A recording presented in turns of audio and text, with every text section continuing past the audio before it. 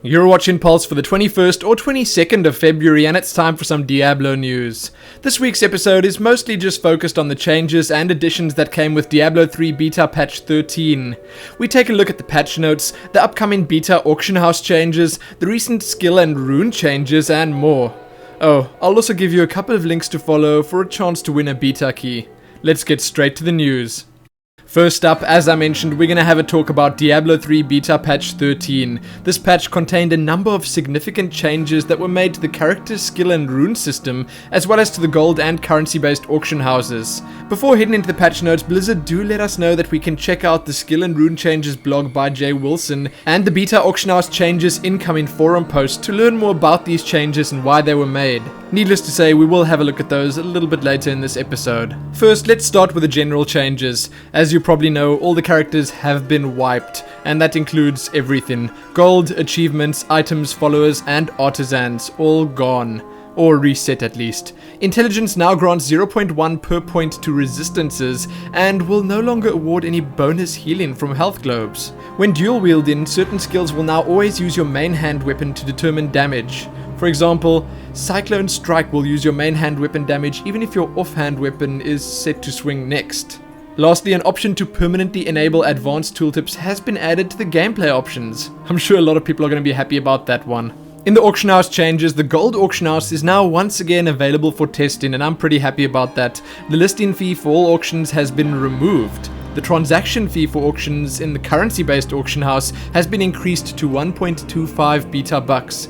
The minimum listing price for an item in the currency-based auction house has been increased to 1.5 beta bucks.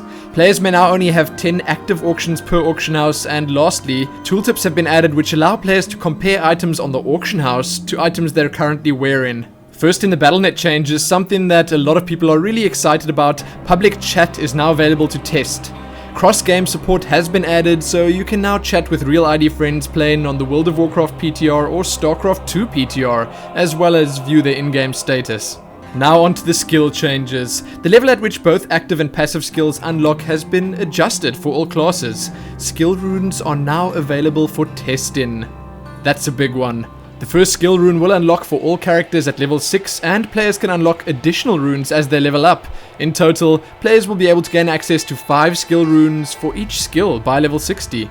That said, as you've probably realized, skill runes are no longer drops. They work totally differently now, and they unlock for different skills at different levels for different classes. Now we're going to talk about the skill and rune changes in slightly more detail in just a little bit when we cover Jay Wilson's blog post, so just hang tight for that. Let's have a look at the rest of the patch notes first. Character skills have been broken down into categories, and each category has been assigned to a specific mouse button or action bar slot in the UI. The following categories will be shared by all classes. Primary attack, which typically applies to skills that generate resources and can be used frequently. This is by default assigned to your first mouse button. Then secondary attack. This applies to more powerful skills that are commonly limited by a cooldown or resource cost. This is assigned to your second mouse button. Then lastly, defensive. Defensive skills are skills that can be used to escape or control the flow of combat. By default, defensive is assigned to your first action bar quick slot. Each class will also have 3 additional categories which are unique. By default, these categories will be assigned to the second, third, and fourth slots in the main action bar. The fifth one is obviously for your potions. For players who wish to explore character builds which cannot be accomplished with the provided categories, an elective mode has been added. When activated, elective mode will allow you to place any skill in any skill category slot as freely as you could before. You can enable elective mode in the gameplay options menu. Then lastly, the cooldown on swapping skills has been decreased from 30 seconds to 15 seconds. Now there were a whole lot of class changes as well, and I'm not going to cover every single one of those. If you want to see those, you're going to have to check them out below for yourselves. There were, however, a couple of crafting changes. The cost to level the blacksmith has been reduced by 50%. The gold and reagent cost of blacksmithing recipes has received a tune-in pass. The following affixes now have a chance to appear twice when crafting an item: minimum damage, maximum damage, and all elemental damage types. There were a few changes to the Templar skills, there were a bunch of item changes, a few vendor changes, monster changes, and bug fixes too.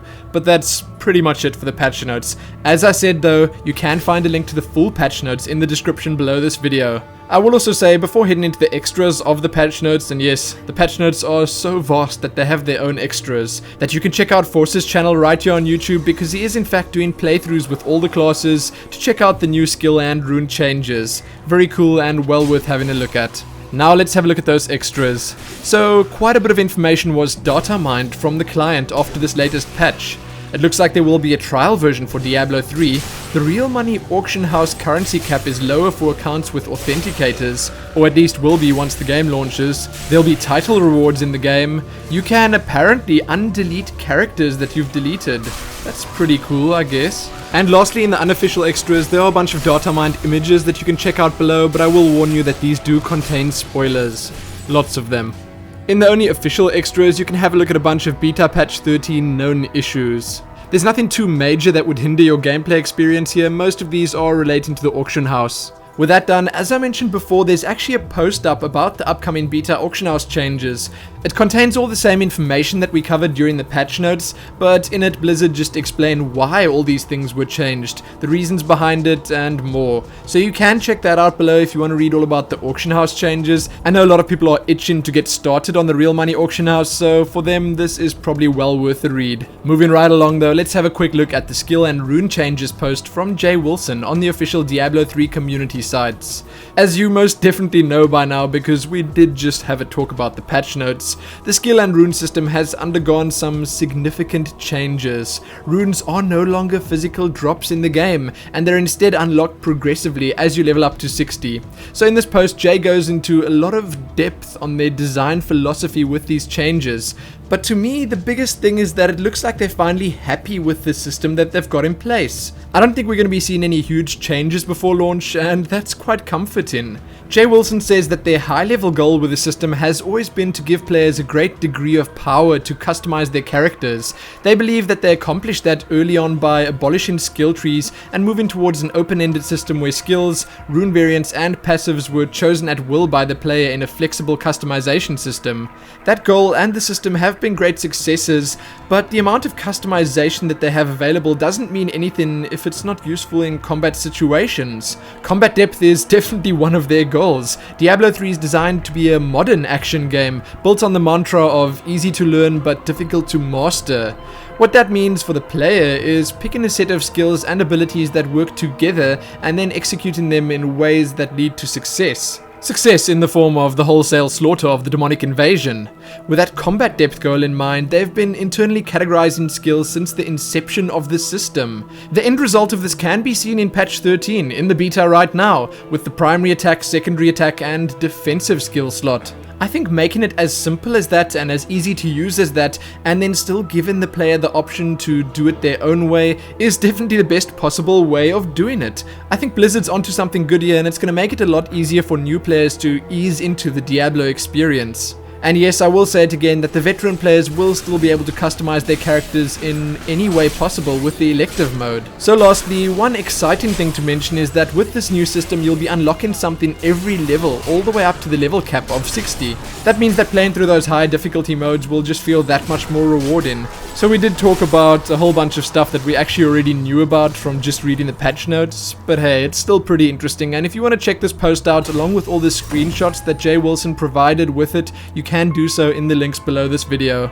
With that done, let's talk about beta keys and beta key giveaways. So there's a post on the official Diablo 3 forums that covers most of the giveaways, but I will also just mention that if you don't have any luck there, you can head on over to BlizzPlanet, Diablo Fans, Force Strategy Gaming, D3 Sank, D3DB, and even the Diablo 3 Reddit to stand a chance to win a key. There are tons of sites that are giving keys away, and they're not just giving 10 or 20 keys away, they're giving hundreds away, so there is a pretty good chance to get one. Check the description below this video for links to all those websites, and good luck. Happy hunting. Now let's move on to the Diablo 3 Smalls. First up in the Smalls, over at the official site, there's a new wallpaper available. Then for those of you that have patiently been waiting for Jay Wilson's famous chili recipe, it's been posted on the official forums and you can find it linked in the description below this video. Then check out a pretty cool comic over at the Diablo fans forums. Diablo3.tv has opened. This is a sub-site of Diablo Inc. gamers. Read about the second Sword of Justice comic. Right here on YouTube, you can have a look at or listen to Diablo Cast episode 45 and the Diablo podcast number 59.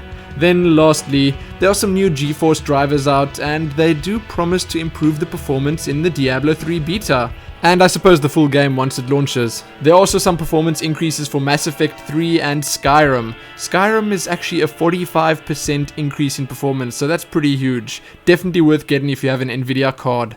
Sadly, that's all I have for you in the news this week. I will most definitely be playing through the beta again with one of the classes, most probably the Monk, so you can check back here soon for that. And remember to check the description below this video for everything that I spoke about in the episode. Like the video and do all that other good stuff, and most importantly, happy Diablo 3 Beta Patch 13.